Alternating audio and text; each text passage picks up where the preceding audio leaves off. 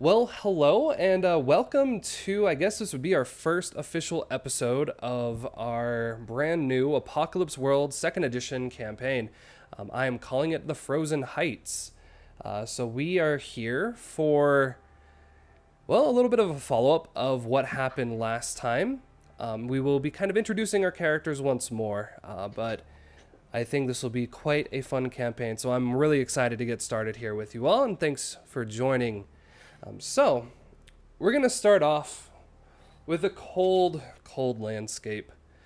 You see white, you see snow, you see just bitter, cold frost and what appears to be steam, but you know that's just cold, cold snow being blown across the wind. You see mountains and trees.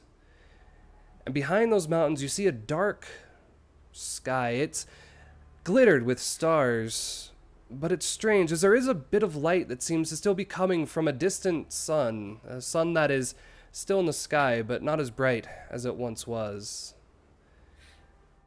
Up on a small hill, a bluff, as you were, in the middle of a valley, sits a castle. This castle is called the Castle because it is the castle. It's the only one that's known. Within the walls of this castle, traders come and go from all over the valley. And it's run by an emperor. As the camera kind of goes up and over these snow-covered walls, it begins to travel down into kind of the main courtyard. I've added a list of general things that we should add to our map at some point. Get an idea of where these things might be. So if we come to a point where we are and you want to go ahead and add it, we can do that. I assume the gray is kind of more the castle itself, while the black are the official walls, and then the red marks would be the gates that you have around there.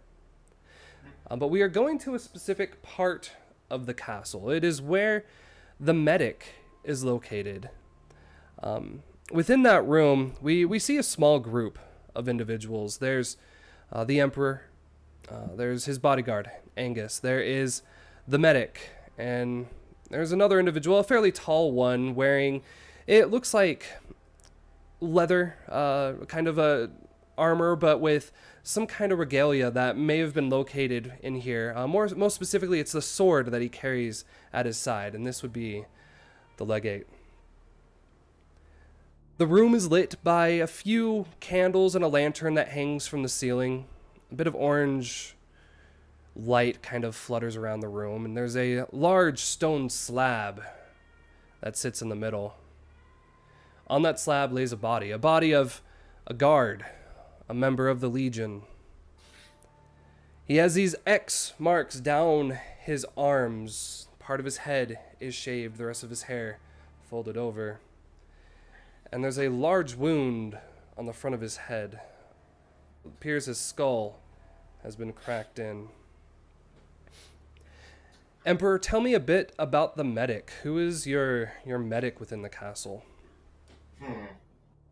I would say the medic is someone he's actually part of the original Raider gang that joined Emperor Invictus when he took the castle, or when he led the refugees down below to safety. He, I don't think he's the legate's right-hand man, but I think he's part of somewhere up there in the command chain. Okay. And he goes by the name of, um, let's see, of Medicaid. Okay. Yeah. And He's go ahead. Oh, go ahead. I was just gonna say that he's I kind of seeing him as a relatively tall man, but pretty scrawny. He has glasses on. He's bald. Um, and they're kind of ill-fitted glasses. He's constantly has to readjust them, things like that. And describe what the Emperor is wearing as well. Okay, so the Emperor right now he's looking well. He's kind of standing over the corpse of his fallen soldier. He's wearing kind of this very much like this old military vestment. Um, I'm kind of assuming it's something like it's a mix of leather armor that was either made or found before, and like actual like British military garb of some kind. It's kind of a mix of a mix and match of both. He's looking down at the man with a very stern face, um, and as she says, commanding eyes, which I don't know if they're that commanding in the situation. Probably more worried, probably more pondering. Um, and the Emperor, like body frame wise, he's relatively tall, um, not particularly strong looking, but he has kind of this commanding aura about him. And your bodyguard, Angus, our battle babe, describe what you look like as you stand in this room lit with orange light. Angus McKennard, dressed in patchwork clothes under a well-wrapped great kilt and a thick cloak made of furs of unknown creatures. Angus sports a large-headed spear well-made spear, and an old-fashioned high-powered composite hunting bow with a quiver of arrows at his hip. His rugged and weathered skin makes it hard to tell his actual age, although it appears to be no less than at least late 30s. His reddish-brown hair is matted and braided. So as you both stand in the room, Medicaid opens his mouth. Well, I'm really not sure what else I can say. This stone seems to be what cracked our friend's skull here. Well, I can't say he went peacefully, though. Kind of looks in the face of Windjammer does appear to have a blank expression in his eyes, but his mouth is frozen in a state of terror. The skull itself appears to have, again, kind of a large gash, crack, and dip within it. Kind of sets the stone down next to it and wipes his hand off on his vest. And what was it that you said he was doing? Kind of looks over to the legate who stands there. Well, his orders were to escort Princey to the northern gate. I believe that was the last that we know of him. The guards had moved away from the gate, so as far as we know, that was the last time he was seen. Medigay kind of looks to you, Emperor. Well, this does seem to be the cause. I'm afraid there's not much more I can do. I can prep him for the incinerator, unless you wish to hold a funeral for him. I think the men deserve to say their final goodbyes to Windjammer. Prep him for a funeral. After that, he goes in the incinerator. Legate, Angus, gather up Lark. I need to speak with all of you. Alrighty. Well, we know who's responsible for this. Same person that did bad things before. I don't know what we got to talk about, but sure. We need to tread carefully in the coming days. Alrighty. And who the hell's Lark? Are we introducing Lark? Okay. Yeah. All right. Lark is the Hocus. He is the leader of he calls it a cult. He's pretty straightforward about that. He's a man. He wears kind of like tattered vestments. They're kind of like he took like the top half of like some robes he may have just found in an old church. They're dirty. There's hardly a speck of white left on them. There's holes. I mean, they look terrible, but he likes it. It helps distinguish him among his followers. He has a determined face, clear eyes, and compared to a lot of the other people around here, kind of a fit body. He's obviously not malnourished. He seems to be in decent shape, which can't be said. The same can't be said for every one of his followers, which might, whether or not it says anything about his leadership or their dedication to him, only, I mean, make your own decision about that. So as the Emperor gives this order, where do we actually find Lark? What are you up to? So this would have been a little bit after you had your conversation with the Emperor in the dining hall, probably about half an hour or so, something like that. Seeing that tensions are probably a little bit high, I'm probably in the church with his followers, trying to give a bit of like a sermon, trying to like keep everyone's confidence and morale up, trying to keep their minds off the truly like horrible situation that they're in. And I imagine he is probably like when the camera kind of like panning through the small group of followers, and as it's approaching Lark, he's finishing a common story he enjoys telling. And once the villagers realized their leader had been feeding them human meat to get them past the harsh winter, they took him to the town square and stoned him. But he died with a smile on his face because he knew, even though they would view his actions as a crime against nature, he had saved them. They would live. And because of that, he was able to die happy. It kind of takes a moment. I love that story. Such an uplifting tale.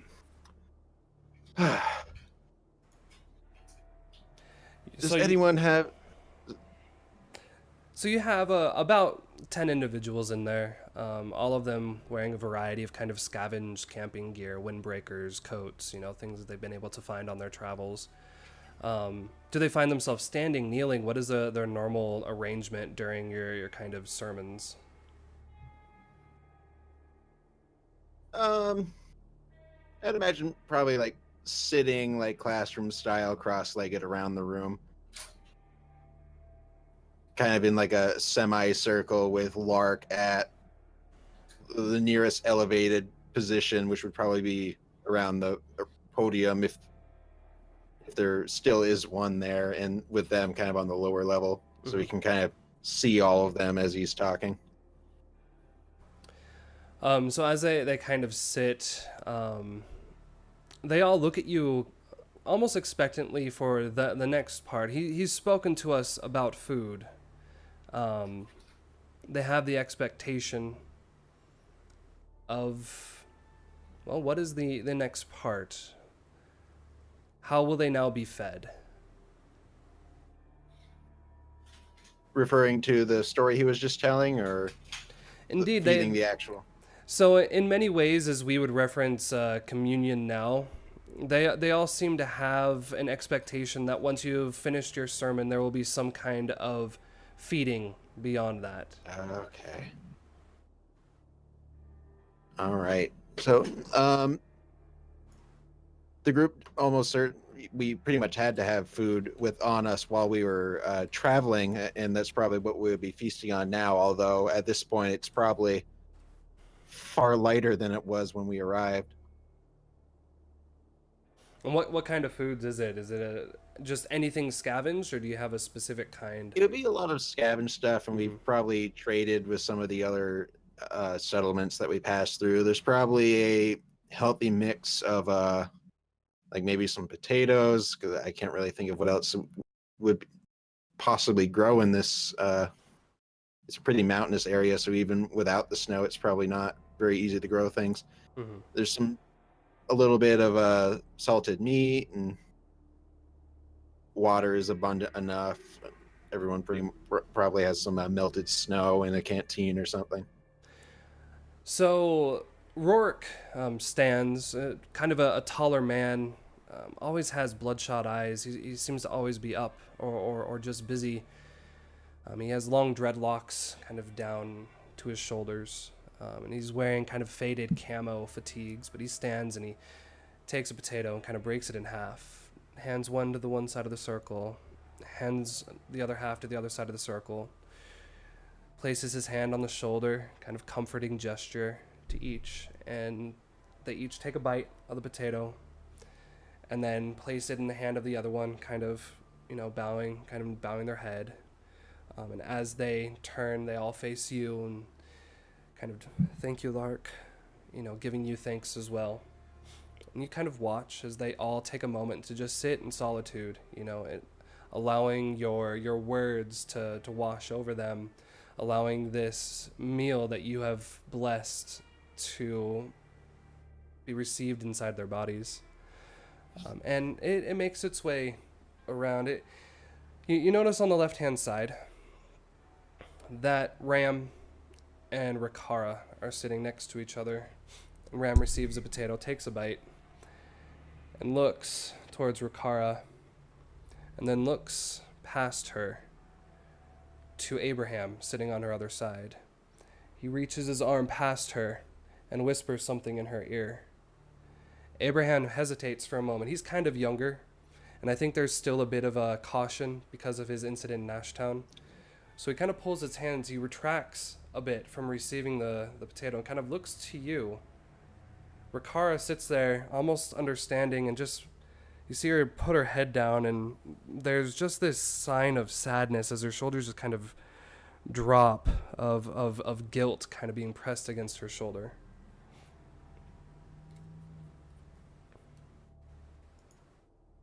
Lark, seeing that,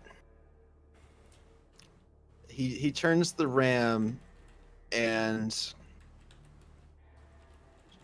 just kind of a bit of a disappointed look, just kind of like, Ram, why are you denying one of our own the right to food? He looks to you, and you can tell he hesitates for a moment. You have asked that we restrain our violence this day, and I have. But this one here, she is not a true follower. She was here for comfort. She is not a true member of this flock, and therefore should not be fed. Has she not braved the same conditions that we all have? And what has she often done? First, with Jessica, another outsider, brought into the flock for... I will not question you for what reason. And then we enter within the walls, and immediately she finds another, and another. Is her only comfort the heat of bodies? Can she not find comfort and all she needs within the flock and what you can provide for us? Lark kind of sighs a little bit at that. He steps down from the podium, walks over to Ram, and just kind of like he's a bit more stern about this, and he just kind of looks to Ram and says, "Who eats and who doesn't is not your decision to make." As you kind of move over to Ram, Rourke kind of follows you, but on the outside of the circle, just following your pace, just to stand behind him. Ram takes the potato, kind of retracts his arm, places it in Rikara's hand, takes his hands, kind of moves and shifts so that his legs are now underneath him, so he's kind of kneeling beneath you, puts his hands down on the cold stone of the church. He bows his head. I apologize. I did not see the true way. It is not my call, as you said. I will receive my punishment as it is just. For you are the one, Lark. It is your hand that must strike, as it always has. Strike me, right my wrong, direct my path, so that I know I am leading to good. Lark kind of raises his hands like he's about to strike, then stops, lowers his hand and says, "Your punishment will come, but perhaps something so simple isn't the correct way to go here. He turns and walks kind of back to the podium, and as he does, he's saying, "This is not the time for division among the flock. We face a desperate situation. The elements have trapped us here in a holding with a standing force 4 times our own numbers. Do not overlook the danger that we are in here. We cannot risk another incident like Ashtown. We cannot afford to turn on one another. We face extinction. If we all perish here, so does our way." Kind of like chokes up a little bit just at the thought, and he's like, "Think before you act."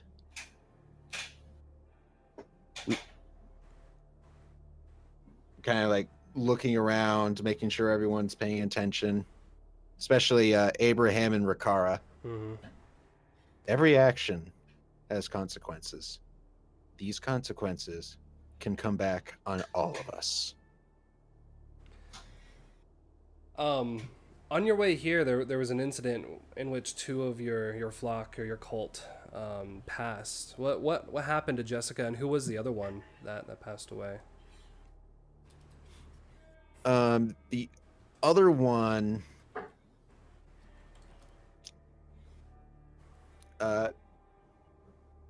another young man. A lot of the people referred to him as Fuse, which he wasn't with the group very long, so Lark probably isn't even completely sure if that was his real name or simply a nickname that they called him by. But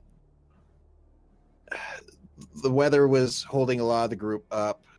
Julia and Fuse, being some of the younger and more energetic of the group, they pushed a little bit too far ahead, and by the time the rest of the group finally caught up with them, they just found their pieces everywhere. Their pack was shredded, blood on the snow.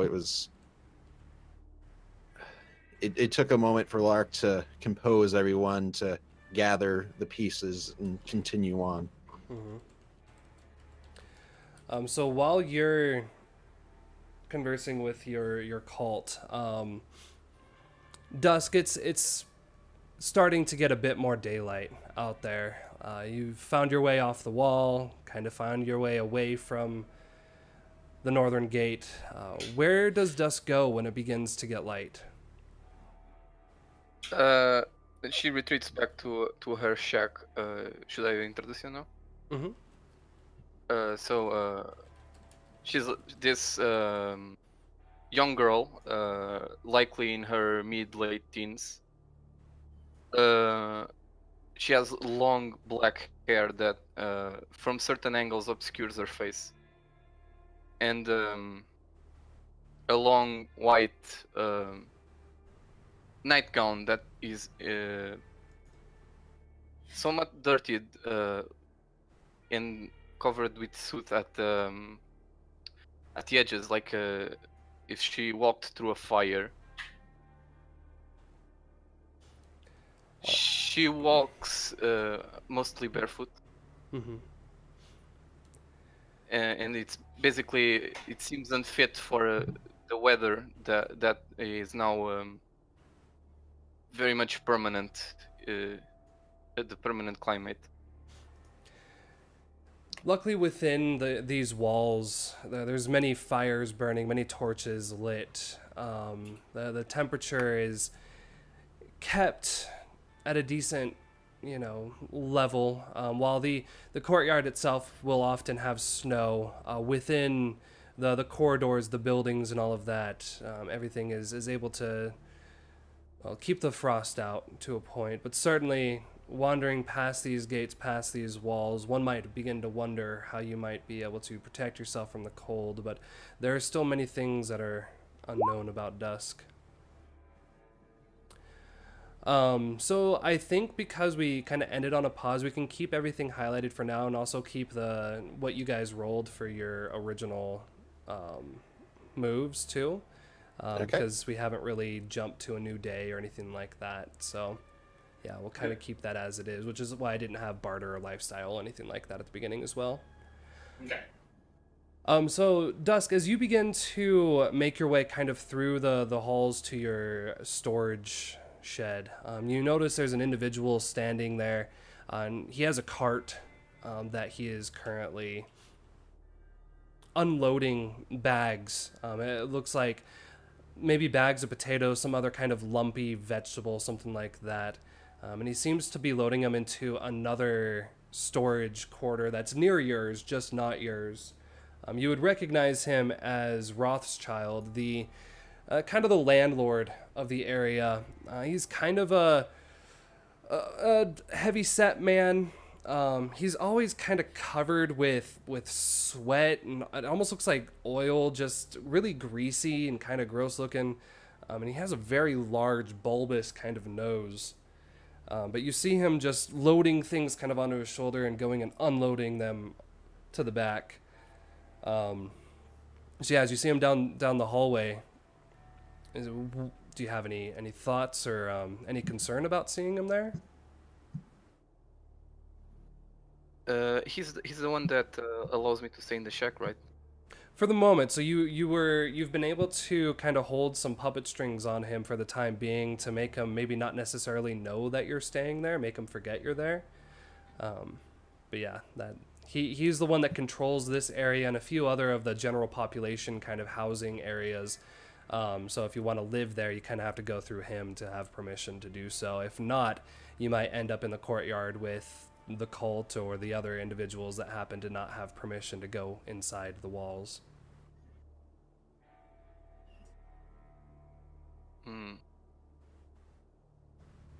Well, if he hasn't seen Dusk yet, she just tries to sneak around him. Mm-hmm. So as you go over there, you hear like some untying, kind of the sound of a knife going through canvas. It's kind of sound. And then you see him lean up against the door, and he has, it looks like it might be some kind of it looks like a radish. I'm not sure if Dusk would know what that is, but kind of a really purplish ground-based vegetable. But he kind of leans up against the door, and he's still kind of facing down the hallway away from where you're coming down. He just takes a big bite and just chews it for a moment and holds the side of his nose, kind of hawks a loogie out on the ground, and just kind of, it seems like he is trying to keep an eye around things. Maybe he's not doing something he's supposed to, not supposed to be eating the bags of food. But yeah, if you want to try to get around him without spotting him, you can definitely do that. How would you try to get by unnoticed? Can I have a description of what the area is like? Yeah, so I would say this is probably one of the and Emperor, feel free to help me out with this as well. I think this is probably within like the courtyard area where you have to go through a door to get into some of the sub kind of walls beneath the actual walls that go around itself. So it's a hallway, maybe about 5 or so feet across, and then there's a series of rooms that really don't have anything but small windows to the outside that are really just used for storage. So as the traders come in, they tend to just move things over there. So the hallway tends to go kind of all the way down. Having traveled down this hallway, you would know it actually leads to one of the towers on the southeast kind of side of it. And there's maybe about 6 or so rooms that are, maybe about 15 by 10 feet in size, probably about 10 feet tall, and most of them are kept locked tight. But yours, it's always unlocked, and there's really not much in there beyond what you have, just because of, again, what you've been able to hold over him so far. So would it be possible to sneak between the walls of the houses? Kind of move just in between, in between the alleyways and all that? Yeah. pretty Okay. much. Yeah. Um, let's see. I think we had said that last time you still have one hold left on him. So you have a choice here. Either you can try to just stealth by yourself, or you could spend that last hold you have on him to make him basically ignore your presence there. I'll try to sneak out. Okay, so I'm gonna say for this it's going to be probably a do something under fire. All right. So yeah, roll plus cool, and this is just you trying to use the shadows and the small tight spaces that only a smaller person can get into to find your way to your room.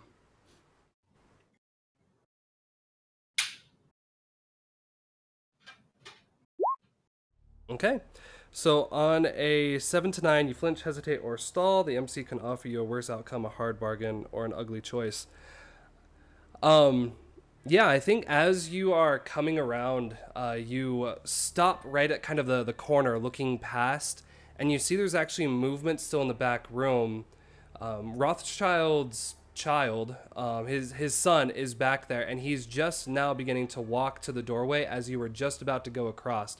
So you have a moment where you could probably, again, use that last hold to have Rothschild possibly distract his son, or you can dart across and just have the expectation that his son might actually come to investigate, see what that movement was, depending on how Yeah, she hocus she pocusy. dashes across. Yeah, so as you go across, there's kind of a gasp, and you hear Rothschild's son. Yeah, his name is Dustwitch. What? Dad, you really shouldn't be. Oh. And you hear Rothschild kind of speak up. What is it, boy? You got that look in your eyes again. I don't know. I think you've been hearing about that weird stuff going on around here, right? Those other traders saying they're seeing ghosts and stuff. I don't know. I think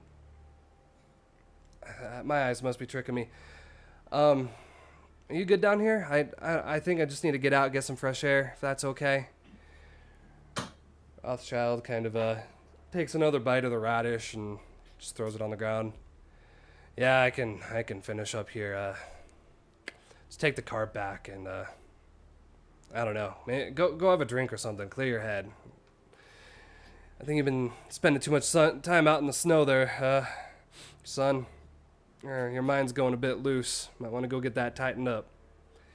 And Dustwitch kind of makes his way. You hear his feet beginning to kind of make their footfall out of the entrance. But you find yourself back in your room. Do you have anything special in your room?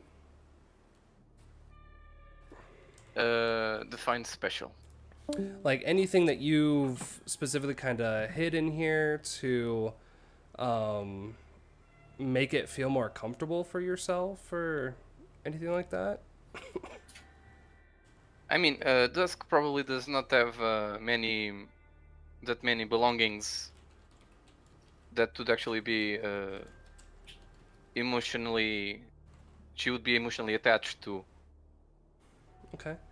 So she'd likely have some sheets, maybe a mattress, or a sleeping bag, and maybe some. How do you say? Stored food. Yeah, some food you've been able to gather. And then what would you tend to spend your time doing? You have probably a good 6 or so hours of daylight. Do you just spend that in your room? Is this your time of sleeping? Do you tend to just go to sleep during the day and wake during the night, or? Yeah, so she mostly sleeps during the day, but Mhm. this is where I thought that her confidant would come sometimes. Mm. So her confidant could likely be a boy around her age who has actually seen her more than once, but is not afraid. And he kind of sometimes brings her leftovers of his lunch, Mm. like because his mother said that he should be nice to girls and that stuff. And she was kind of confused at first, but she's kind of warmed up to him a bit. And actually, it's probably the only person she communicates with. Mm. Yeah, so we'll call him Shazah. And yeah, we'll go ahead and get him listed here. For the moment, it seems you can hear Rothschild kind of unloading a bit more of the bags, and then as the area often does, it kind of falls silent with just the whistle of the wind, kind of the howling of the wind. And you kind of take some moments to begin to fall into your kind of trance. As that happens, it looks like our battle babe has experienced things, possibly getting drunk. So we're gonna say that the legate definitely heard the order, and is making his way across. So Lark, as you're kind of finishing your conversation, everybody begins to get up and kind of give their thanks and leave. You see someone kind of standing out front of the church. You kind of see his armor through the broken kind of frame. You know, the church doesn't have many walls and all that. And as the door kind of opens and your cult begin to make their way out there, you can see the legate who kind of stands and begins to peer in. He sees you and kind of gives you a, like, come here motion. Lark kind of nods and calmly makes his way over. The Emperor has requested your presence. Will you follow immediately? Yes, absolutely. I saw him not too long ago. Has something changed? He turns immediately and just begins walking, kind of leading you to... Where would he be taking him, Emperor? Let's see. To the dining hall again. The dining hall is seeing a lot of activity in these couple of days, which is either a very good thing or a very bad thing. So do me a favor and just draw in where the dining hall is within this map, so we can start getting a better idea. And text or I'm sorry? Can I move the text? No, I cannot. Yeah, if you, I can. Let's see. I think that's all one thing I have here. Oh, that's a shame. It's okay because I can do this and layer. Yeah, I'm not sure if you guys are able to copy from. I don't think so. Yeah, are you able to click on that? Let me text. No, I am not able to. Okay. Yeah, I mean we can just draw it in for now, and I can move it over there for you. Yeah, I was thinking the dining hall would be like around here. I'm thinking.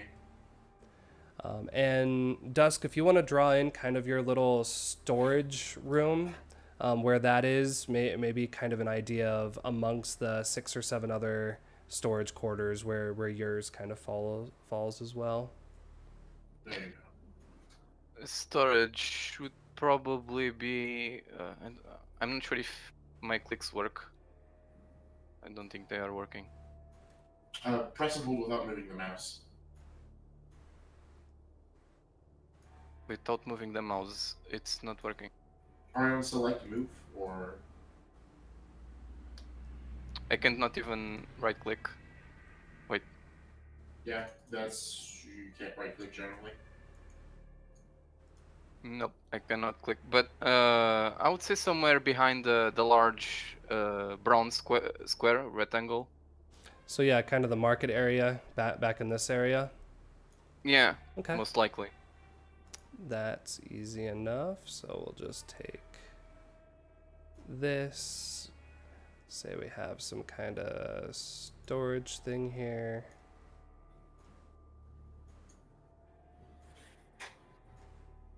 Makes sense. Have Yeah, it up against the wall. kind of back against the wall. And you said that there were a few like houses back here as well. Yeah. Yeah, like the courtyard is kind of like filled with Mhm. like shacks of some kind, or even like maybe some wooden houses. So the legate begins to kind of lead you, Lark, through the courtyard and towards the front kind of gate that separates the castle itself from the courtyard. Leads you through there and then around the side to the same large doors that lead to this dining hall. Kind of again the large room that has that far side that's just full of windows that are about 10 feet tall. He goes to the door and knocks twice and then opens it, both hands, just kind of, again, very militaristic, stepping back 3 or 4 steps and then continuing to just back away. And then he just stands there to watch you, basically allowing you entrance. Lark kind of gives like a polite nod and goes on in. As you do, the doors begin to close behind you. And Emperor, there's already, a few of your servants that have brought out, a bit of food and, again, drinks. It's still kind of early in the day, so I'm not sure. Would they be still serving water, or would this be wine, or what kind of alcohols you would have here? Let's see. What kind of alcohols would be in an old place? I have a feeling it would be kind of like some very, very old wine. Mm-hmm. Like from some old cellars. Like a bunch of dusty bottles. Yeah, some dusty bottles that might be like now like 200 years old or something like that. Mm-hmm. Which I actually have no idea if that would still be any good, but we're going with it. So it's probably a bit more bitter, but it's wine, so who knows if you've had anything that's necessarily good. It might hit you really fast. Yeah. It makes Angus happy. Mm-hmm. There you go. Before the doors close, though, I'm actually going to beckon the legate to come in Okay. with us. So yeah, as he begins to come in, he like snaps his finger real quick and calls over a few of the other guards. The main kind of the main gang, not the higher ups, still for the most part are wearing their raider gear. So they have it almost looks like they raided maybe a Target or a Walmart, because it's a lot of snow coats and all of that with like mismatched kind of gloves, and every once in a while some of them will have really basic kind of chuck boots and all of that. But yeah, I mean they're definitely dressed for the weather, but they've tried to make them really dark, or like make weird patterns of like skulls and scare and fear and all that kind of on them. But yeah, it definitely looks like a bunch of teenagers that wanted to be cool just raided a Target and now have their scare gear on. Yeah, a few of them kind of come and stand in front of the door as it closes behind you, and it's the room itself is just the 3 of you for the moment. Angus seems to have gotten lost along the way to find Lark. We'll see. It's a big castle. Got distracted, Cheyenne was out there probably showing a bit of leg or something, and he decided Lark can wait. I got things in my hand, so I'm not sure how much time I have left. Exactly. Okay. So I invite both the legate and Lark to take a seat. This is actually pretty unusual for the legate. I don't generally like have him sit down as a guest. Generally, when they go up to talk to him, like we're both standing up. So I'm having him sit down for once. Yeah, he like thanks you and goes to pull the seat out, kind of moves his sword up a bit to make it more comfortable so it's not kind of sticking into his side, and sits down, places both kind of and his hands on the table and just silent, just staring, listening. And I also invite Lark to sit down. Lark will sit. Okay. So the Emperor takes a very old, very, very old, and probably very bitter bottle of wine, and moves it across the table. And He looks at the legate and at Lark. He says, well, I've gathered both of you here today because, well, as the legate knows, we are facing some sort of a crisis, and I think you can help in a way. Lark kind of looks a little bit confused. I don't think he's heard of Windjammer's death because shortly after he left the previous time, he went right to the church and was there until he was picked up again. So Yeah, I think right he's now, pretty oblivious. yeah, and right now I think like mostly the gang probably knows. And considering they're savage assholes, they're probably demanding somebody's blood. Mostly Prince's, I'm guessing. And he's like, well, you see, Lark.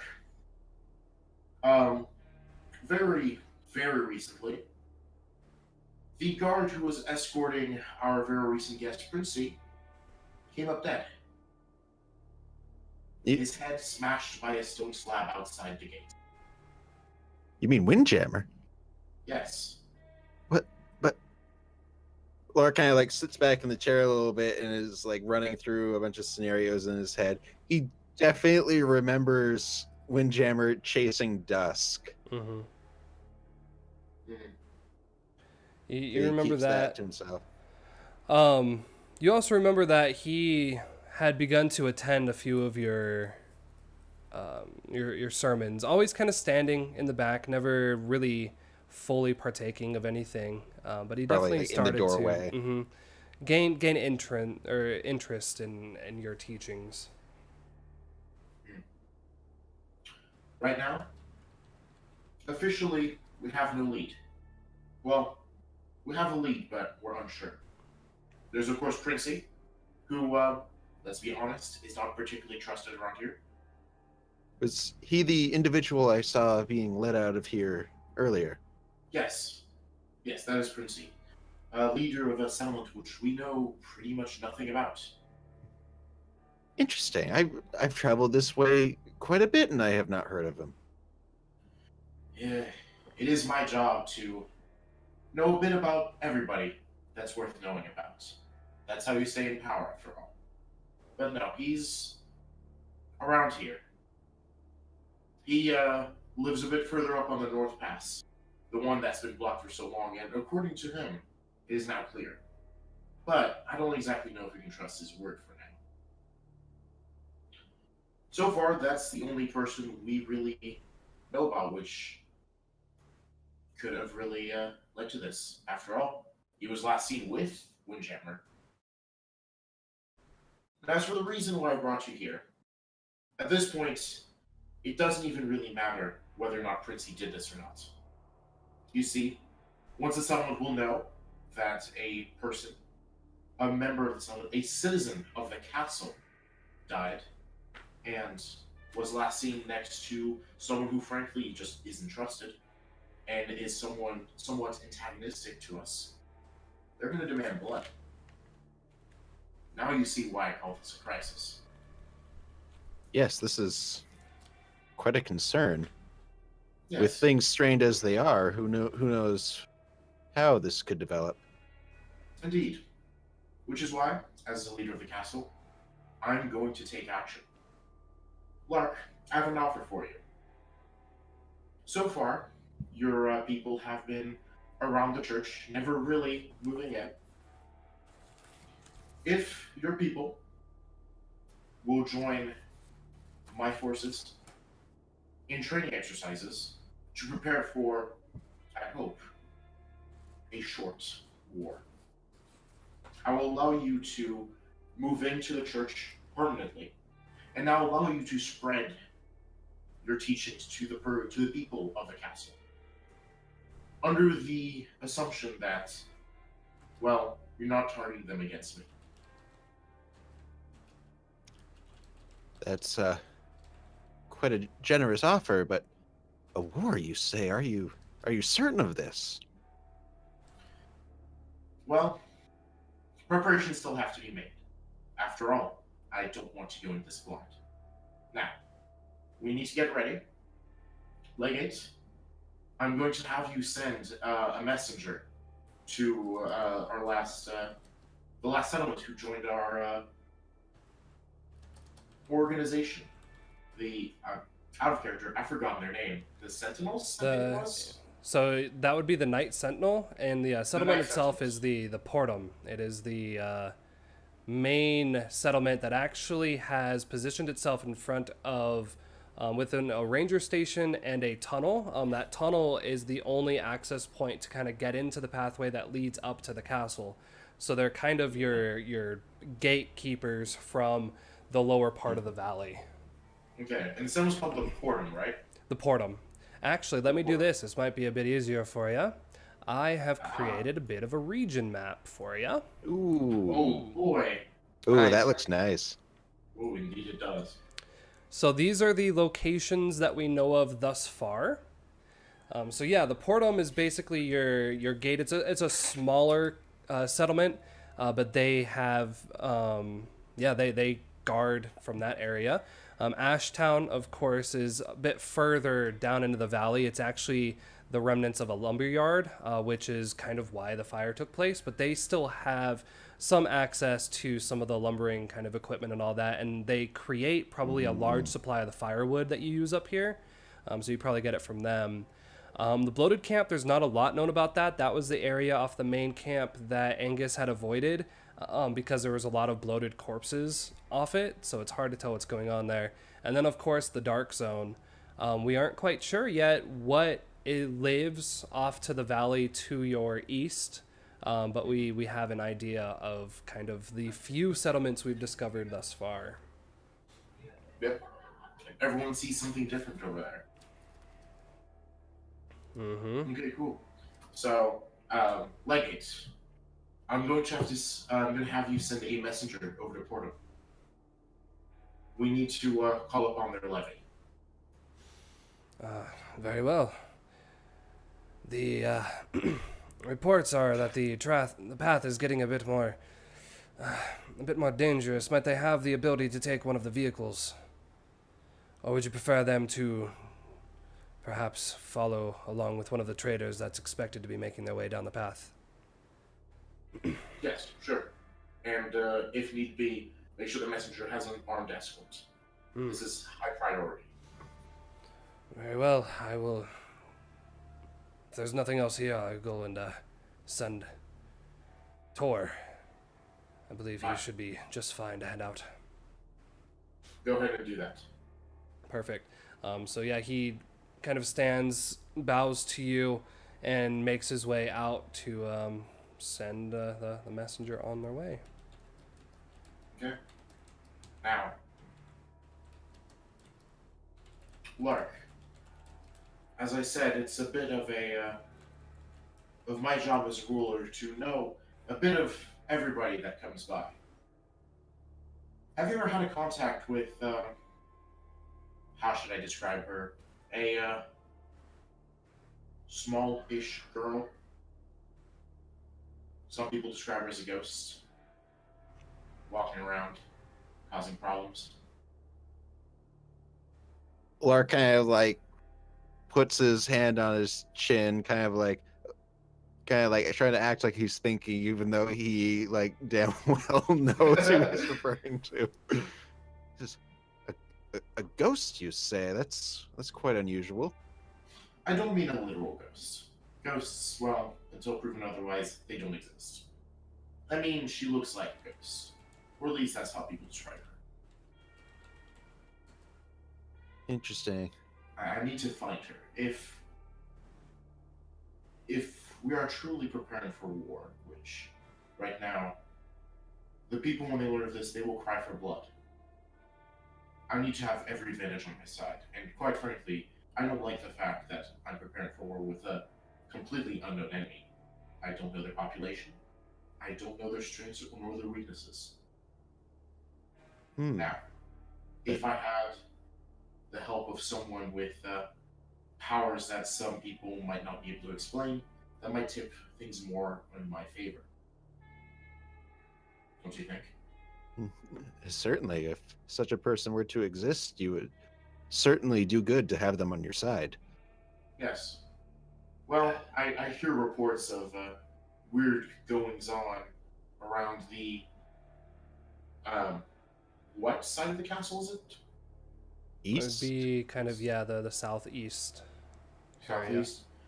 Around the southeastern wall, around the warehouse area. Let's go for a walk. Let's go investigate. The two of us. Yes. Lark's kind of a little taken aback. Certainly. Lead on. Can I just say something? Yeah, absolutely. So I think the most superstitious people would probably have like a nickname for Dusk, Okay. other than Dusk, which Mhm. is the Winter's Wraith. The Winter's Wraith. Interesting. Interesting. Like it. Yeah, so I would say that the Emperor's probably heard some reports from the housing area that's kind of around the trade market. And there's probably a variety of shops and things in there as well beyond just the main court, you know, where folks that decided they didn't want to travel as often have just set up shop here and, you know, instead of just trading from one settlement to another, just kind of create things. But yeah, they have weird sightings of the sounds of like footfalls outside their window, but there's no one there. That there are these strange patterns where it looks like someone with no shoes on is just walking barefoot throughout the snow. Ludicrous. That there's these brief glimpses of this pure kind of white light with this dark energy that's attached to it that almost looks like a person, a thing, but it's not there. And whenever you tend to look at it too long, you have reoccurring nightmares, fears, night terrors. You wake up screaming. And they all, again, a lot of these people might have come from other settlements. So for time, you might have just thought it's superstition. It's just shared hallucinations. It's strange things like that. Perfect. So as you all begin to leave the dining hall, the one of the guards, we'll call him Drag, sees you leaving and just begins to follow suit. You kind of hear him limping a little bit as he's walking. You know he kind of has a bum leg, which is why he's called Drag, as he kind of drags his leg beyond him. And he's breathing heavy because he's not a very healthy individual. But for a moment, you know, you have a guard with you. So Dusk, as you've kind of begun to settle, you can hear Rothschild kind of slam the door closed, lock the door of the place he was kind of putting the bags of food, and begins to make his way out. After a couple minutes of peace, there's a small knock on your door. Dusk? It's clear. I have food. I don't have much time I can stay here, but if you're hungry, it's just out here. Take it inside so it doesn't get cold. And then you start to hear the sound of another footfall kind of walking away from your door. Okay. I'm not sure if the storage has like windows or at least ones that are easily accessible. So there's definitely one window on the back wall. With these doors, they're not full frame doors. You know, they're doors to kind of keep things in. So you could look down underneath, and there's probably a good 2-inch gap where you can kind of look under the door itself. Okay, so she takes a look to see if anyone else is around. Yeah, you kind of look up, look down, take a moment to kind of just listen. You can still hear that person walking away, but their footsteps are getting kind of further and further and further. And then you hear the sound of a door opening, and then you hear the wind kind of rush in for a moment. You actually, you know, kind of pull away as the cold air kind of rushes past you, and then it closes shut. As you look over, there's a small, it looks like almost a woven basket, kind of a basket bowl. In it, you can see a bit of steam rising up from a potato that's been cut in half, and there's a very small, looks like maybe a kind of corn muffin or some kind of muffin next to it. Okay. She slowly opens the door.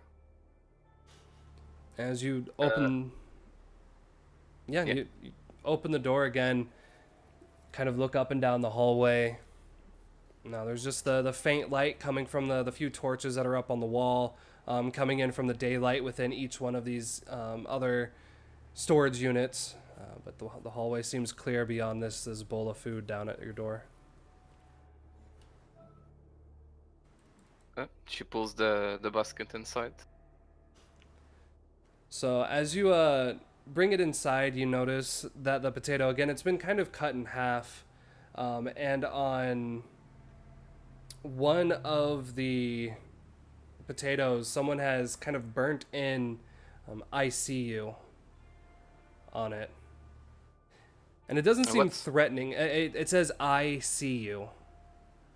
Almost like signed as if someone took a hot piece of metal and just placed it on the potato to kind of turn it, darken it, and just write out I see you.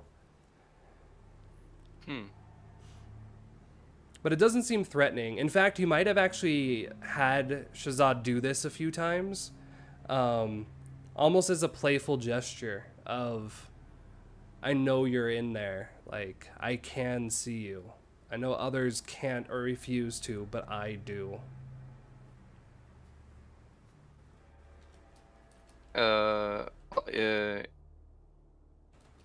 If that's actually, I'll have a hard time pronouncing his name. It's how do you say it? His name was Shazah. Shazah. Okay. So if it's actually Shazah, that actually makes her smile a little as she sees it. And then she starts eating. Okay. Yeah. Do you do anything to try to darken the window, or do you allow the sunlight to come through? As long as it's not directly over where she sleeps, she does not cover it. Okay. Yeah, it's actually, I think, a good way to see if it's still day or if it's already nighttime. Absolutely. So you kind of take the food, you know, kind of sit back and begin to enjoy your meal.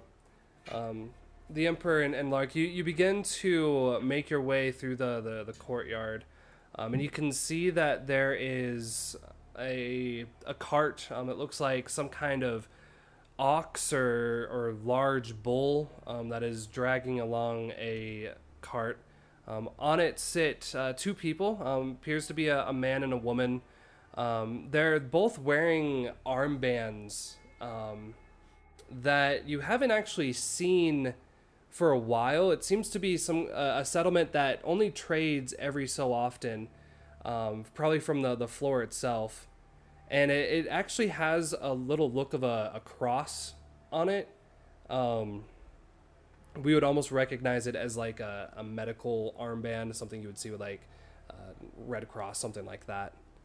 But as they get off, they have a series of, it looks like old kind of plastic bins that they begin to unload off and just start stacking. You begin kind of walking through, and you notice that the crowd kind of separates. There's already people starting to do their business, you know, starting to set up their stands or again, unload their carts, and they begin to kind of open a way to allow you to walk through undisturbed. And you kind of get close to their cart, and the man looks up to you. I wasn't expecting to see you here. Darling, quit. Fetch the records. Emperor, if you have a moment of your time, I might have something you... Emperor? I go up to him slowly. So you would know him as Omi. He wears... It kind of looks like a doctor's jacket, but it's just faded and kind of dirty and worn out, kind of covered in just sweat stains and all of that. He's got a nose ring out of one of his nostrils, no hair, and every once in a while you'll notice that he fades into like conversation with someone that seems to not be there. But he goes, so, and I know it's been a little bit.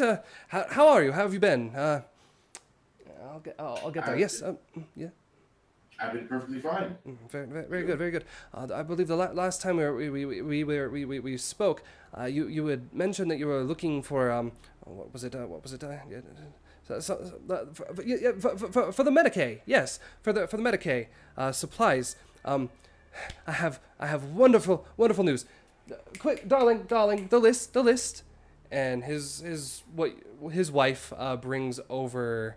It looks like almost a notebook, a 3-ring binder.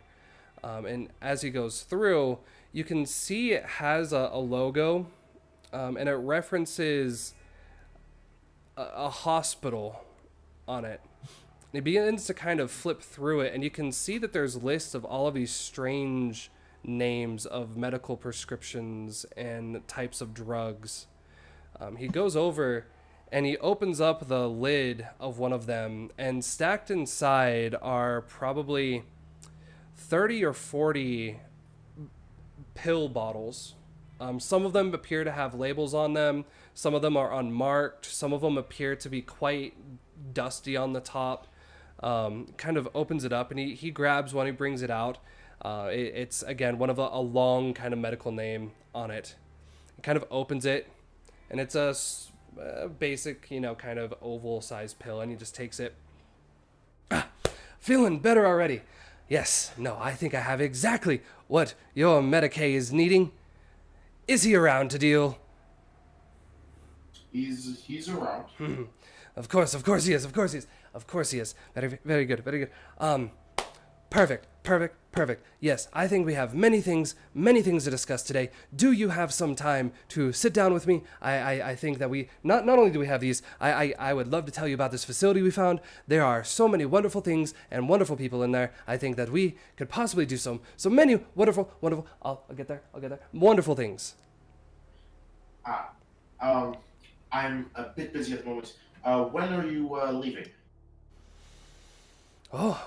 Leaving. Well, if we can get the deal done, I think we probably get best. You can see the clouds are beginning to move in, and the southern pass, it's not good to go through the deep snow. So, probably by the end of the day, if Medicaid can give us what we need. You go on ahead, Lark. I'll deal with this. You want me to investigate it on my own? Yes. It'll be a good test to see how you'll do, I think. Fair enough. And Lark kind of takes a breath, continues walking on. Don't come back empty-handed. Thumbs up behind his back as he's walking. So they have a total of 3 of these. Again, they almost look like Tupperware containers that they unload. His wife comes over. Her name's Mimi, and she just kind of stacks them in front of you and just kind of looks down, kind of gives you a vague smile, but it doesn't look like she's necessarily all there. Very good. Yes. Shall we go and find the Medicaid then? I think he will like to. Yes, many wonderful things. Mimi, fetch those. Follow us, dear. With that, the Emperor goes back to the castle, I guess. Okay. With Drag. You hear Drag kind of limping around a bit. In the background, you hear someone yell out, "You can't leave your bull here. You got to move. Damn it!"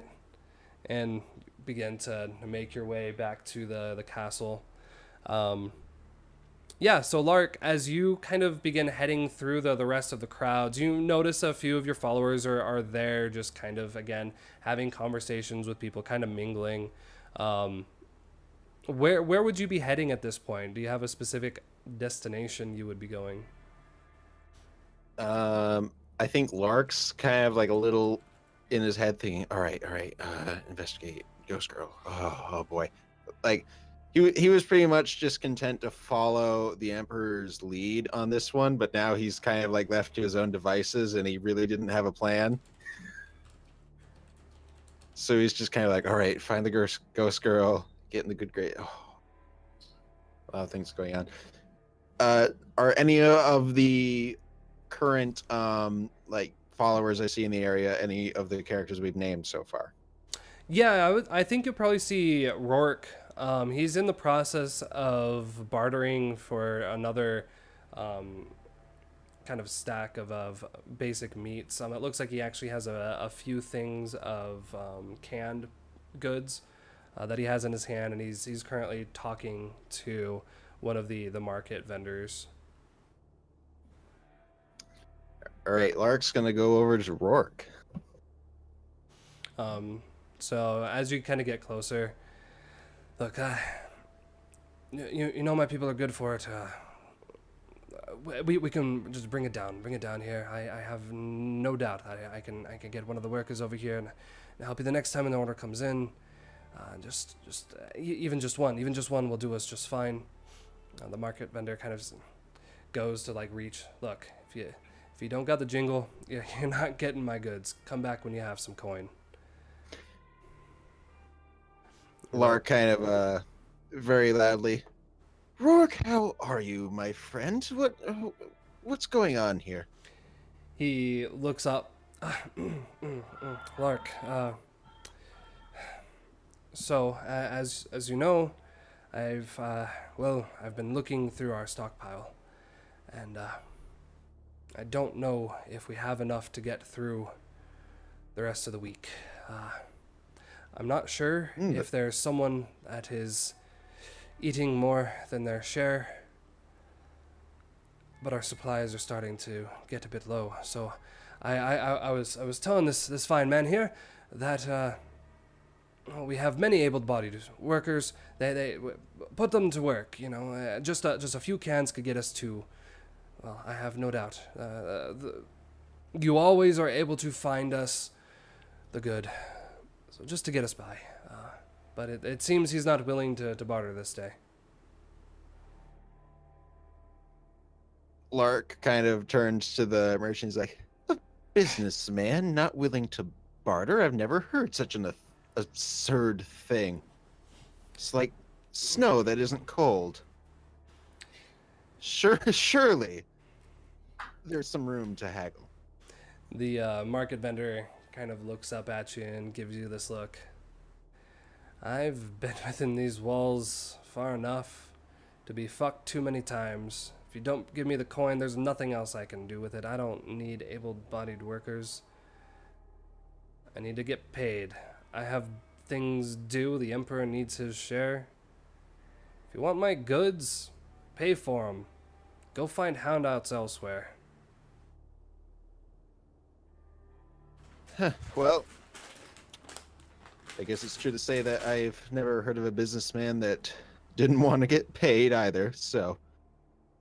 Can Lark spend a barter to kind of, and to get kind of as much food as he can off this guy with just the one barter? So that's exactly what Lark's gonna do. So yeah, what is it you're using for barter? I'm trying to think what would be the best thing for barter here.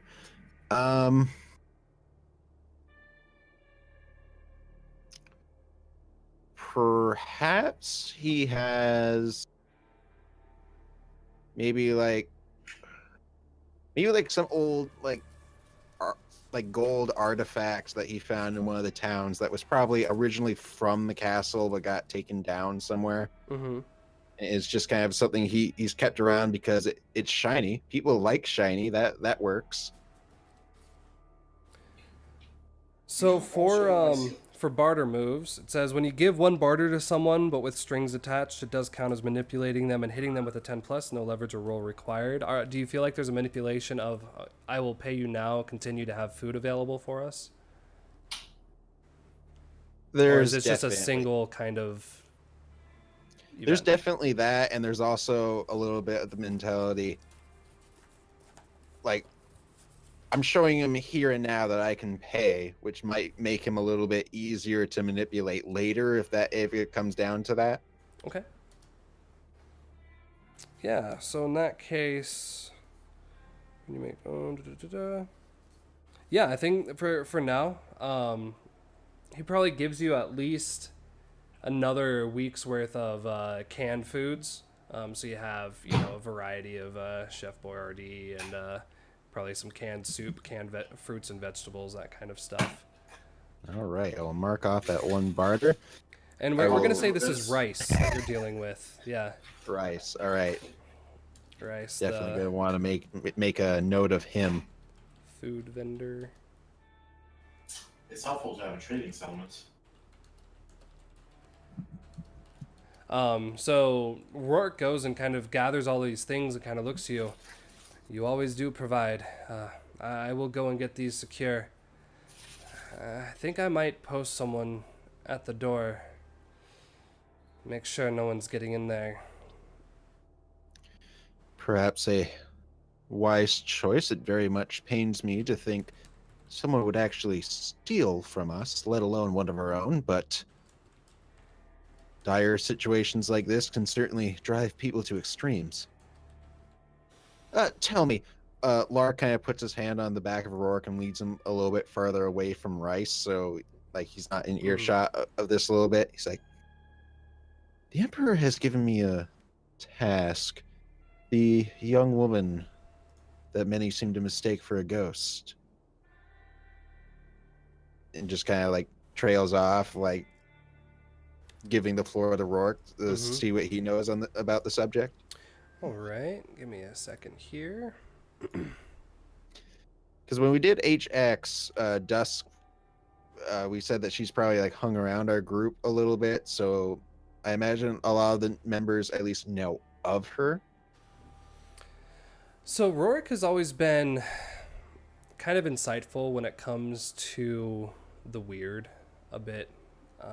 So he kind of takes you a bit away from the crowd and says, I've heard these strange tales as well. It reminds me of that occurrence there on the floor. I think it was before we got to Ashtown. You remember that that woman we came across on the road? Seemed to talk in strange language we didn't quite understand. Yes, I tried to communicate with her, but she didn't really seem to pay us much mind. Yeah, and Shame. I would have loved to get some insight from her. Something about the words she was saying. It was very hypnotic. It was, and you remember we found Ram, and he had been gone for a while, but he was just wandering around a tree, just doing circles around a tree. And when we asked him, he just said he felt like that's what he needed to do. And you sat him down to talk with him. You remember what you said? That sometimes it is not what our eyes see, but what our minds perceive that guide our way. Yes, of course. And he described that woman as seeing her in a dream of his, and she pointed his direction. I don't know. I wonder if this might be something the same. These apparitions, these footsteps in the snow. That area to our east. There's certainly something strange happening here. Lark's kind of like taking in these words. Lark is probably thinking a little bit about his first interaction with I guess he just kind of refers to it as the entity because he doesn't quite know how else to describe it. What kind of gave him his first vision and set him on his current path. So he's kind of like nodding at this and this is certainly something to look into. The Emperor wants me to find this girl. He kind of like looks around again, makes sure no one's close. He potentially wishes to use her as a weapon in a coming conflict. You can see kind of concern, a conflict. And he wants you to go and find her. He got held up by another merchant with another strange fellow, I might add. Bunch of plastic containers, bunch of little orange cylinders full of little tablets, pills. I don't quite remember the word, but regardless, the Emperor got held up and trusted me to find her, and he told me not to come back with empty hands, but I honestly am not quite sure how I feel about using this girl as a weapon, nor do I know much about the faction he wishes to battle. Who is it? A settlement we've been to before? Anyone we know? That's the peculiar thing. Mentioned a man named Princey. I've never heard of such a man. He said that he was their leader. Strange. I don't know how we could have. We've passed this way at least 5 times this season. I don't know how we could have missed such a thing. It's very strange indeed. And with the Why is it he's wanting a war? What has happened? the guard that's dead, Windjammer. He, the one with the marks on his arm. That would explain that then. He was. Now, just out of character, like, would it have been fine for Lark to kind of ask Invictus about all this, so he's at least has kind of the basic information of like how he was killed and like when the body was found and all that? Invictus would have told you that like he fell, hit his head on a slab. Yeah, he fell, hit his head on a slab, and the last person he was seen with was Princey, the guest that Lark saw at least in the distance. I kind of saw him passing. Yeah. The Emperor wouldn't have been told he fell, only that his head was crushed by a rock, like hit by a rock. Okay, so then that. Yeah. Like his head got hit by a rock. He was last seen with Princey, and the Emperor said it doesn't even matter whether or not Princey did it. It's the fact that the people will think that Princey did it. Yeah. Lark kind of recites that bit of information. Can I just Stilts? Yeah.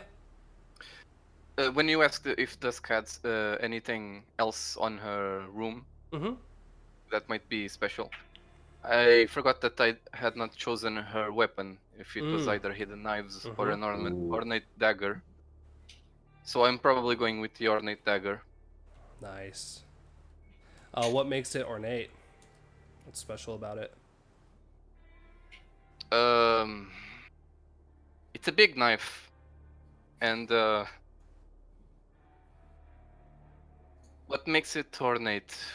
Well, it's just it kind of looks fancy, but Like, is it it's curved, straight, have jewels on it?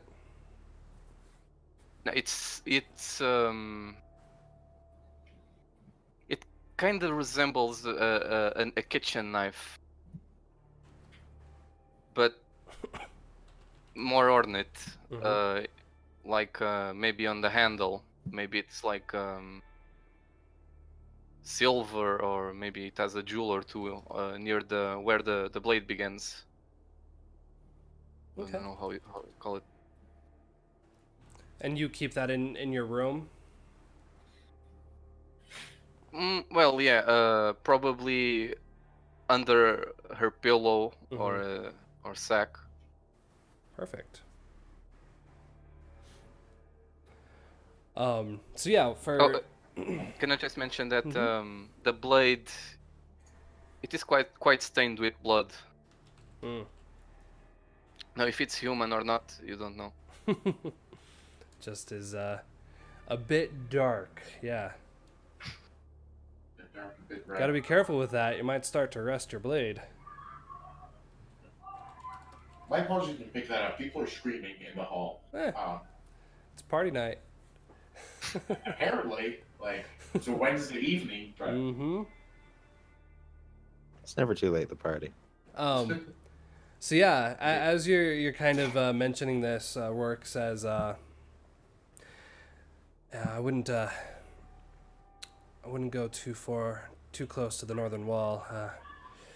It seemed a bit of the guards were having kind of a scuffle over there. It was getting a bit violent. I had to make sure to bring Ram away, and it seems he still has that itch to hit something.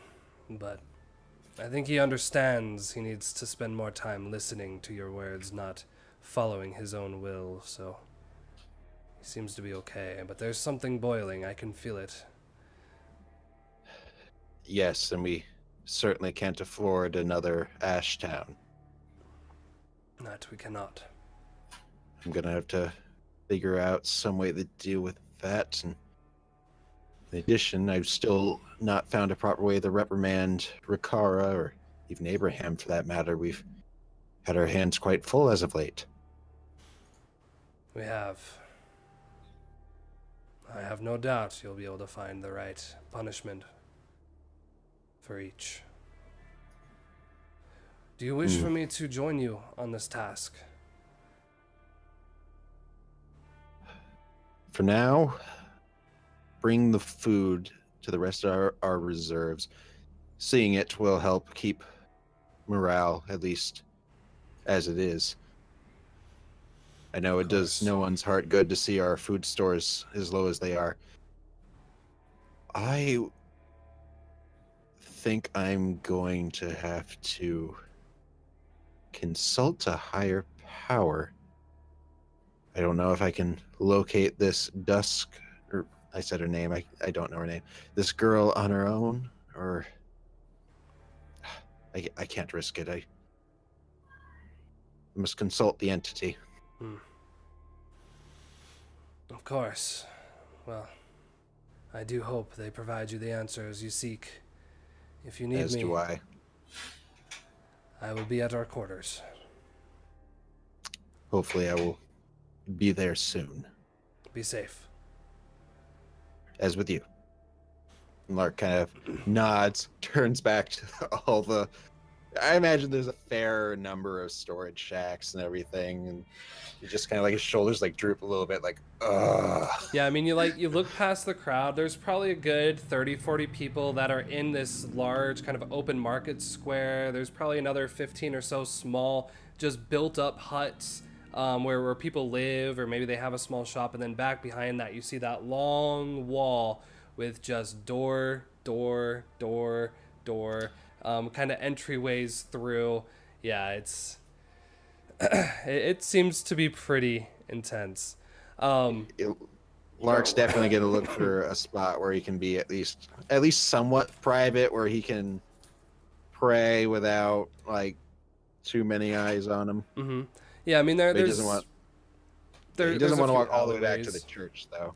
The safest place would probably actually going within one of the tower kind of stairways that go up, just because hardly anyone seems to travel in there except for the guards that are up on top of the walls themselves. But you could either do that, kind of duck behind the one of the alleyways in the houses or something like that. I think maybe like the base of one of the towers would be a good spot. Okay. So yeah, as you kind of enter into that hallway, we transition over to the Emperor being followed by Omi and Mimi, carrying their Tupperware containers full of pill bottles, and you arrive at the Medicaid's door. You open it, and he's standing down there. Windjammer's body is there, but he's placed kind of it looks like kind of a platter that maybe he took from the dining hall, and on it is sitting the piece of meat, and he's in the process of pulling the maggots out of it and placing them into, it looks like an old kind of tin that he just has there. And he's probably pulled out 5 or 6, and you can kind of see him squirming in there, all just kind of moving around, like fingers grasping out of the tin. But as the light kind of shines down, he looks to you and kind of wipes some drool off his mouth a bit and drops the tweezers. Emperor, I wasn't expecting you back so quickly. Goes and kind of moves the tray away. And who is that you have with you? Kind of adjusts his glasses a bit. Yes, this is a merchant. He says he has some medical supplies. Omi kind of steps in.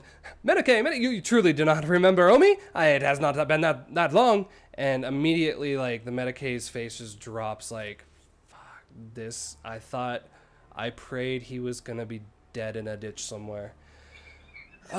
Yes, Omi, indeed. Yes, let's go into my office here. He actually has a curtain that he can pull across to kind of hide the body, so he does that, and ushers you onto a back room that he has his bed. It's kind of just stacked on top of a few cinder blocks he's found, a bit of wood with some, probably a stack of blankets and all that, and then his basic amenities in there. But he ushers you in there, kind of turns on a lantern to get some light, and sits down. So you said you have something for me, Omi? And Omi goes and grabs one of the plastic bins, sets it down, and just rips it open. Everything you might want, everything you might need, all right here, if you just have the coin. And Medicae takes a moment to kind of look to the box, and it's possible Medicae doesn't have a lot of real doctoring experience.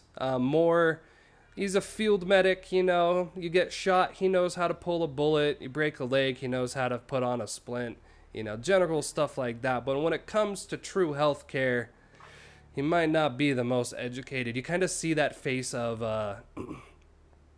in over his head immediately, not knowing what he's looking at. The Emperor's gonna listen very intently to the tone of Omi's speech, like his speech pattern, everything like that, to kind of determine what he really means whenever he says anything. So he doesn't seem to speak in riddles. He just stutters as he speaks. Okay. And then every once in a while he does kind of trail off to just almost reference again as if there were maybe a crowd watching him. Like, yes, I'll get there in a moment, something like that. But yeah, he starts to pull out each pill, and he brings out the folder as well. All right, I found these, a beautiful building, lots of glass inside, many beds and strange things. It was a bit broken, and we had to shovel our way through the first floor, but mostly we found just about everything we might need. We had to break down a door, and we got to these, and there's more. We just have to, we couldn't stay there for too long, but there is more. Anyways, a pill for everything you might need. So yeah, he begins to stack all the pills, and then every once in a while I'll just pull out one. And then he'll start to reference in the book. And there'll be a list of what the... Actually, let's take a quick break so I can try to actually get my voice back. Yep. Yeah. We're almost exactly at the midway point anyway, so. Yeah, we'll take a quick break to see what he's doing in the office, and we'll come back.